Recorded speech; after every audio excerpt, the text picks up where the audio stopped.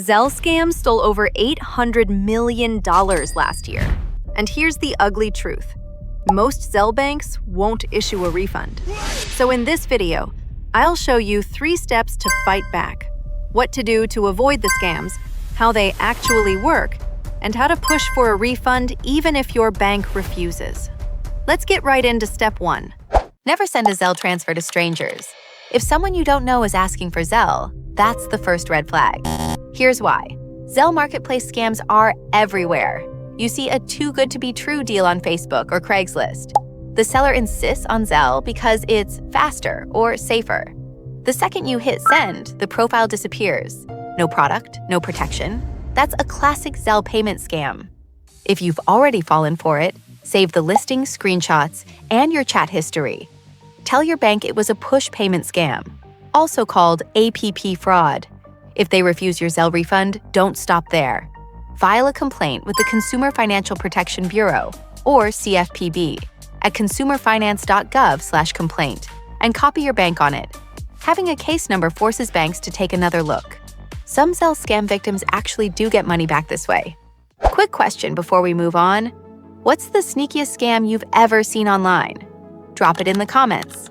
Your story might save someone else. All right, step 2. If your bank ever calls or texts you about Zelle, don't trust it. Hang up and call the number on the back of your card.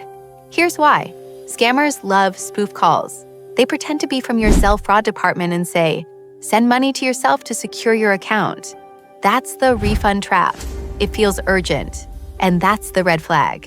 Real banks never tell you to transfer money to yourself. But if you already did, document everything. Call logs, spoof numbers, texts. Tell your bank you were hit with a Zelle bank impersonation scam. If they refuse your claim, file with the CFPB and send your evidence in writing to your bank's executive office. Use the subject line "formal complaint" and include your complaint ID. When regulators are looped in, banks have to respond. And that pressure sometimes leads to refunds. Step 3. If family or friends text you asking for Zelle money, always call to confirm first. Why? Because scammers hack accounts and send urgent "help me" texts. You think it's your mom or your cousin, but it's really a hacker. That urgency and silence if you try calling back, that's the red flag. If you already sent the money, save the text thread and ask your family member to confirm their account was hacked. Bring that proof to your bank and explain this was Zelle fraud through account takeover. And here's the stat that stings.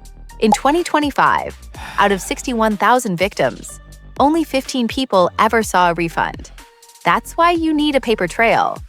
File with the CFPB and also use helpwithmybank.gov to find your bank's regulator, FD, IC, or OCC. Reference both case numbers when you follow up. A written record makes it harder for your bank to ignore you. So here's the playbook.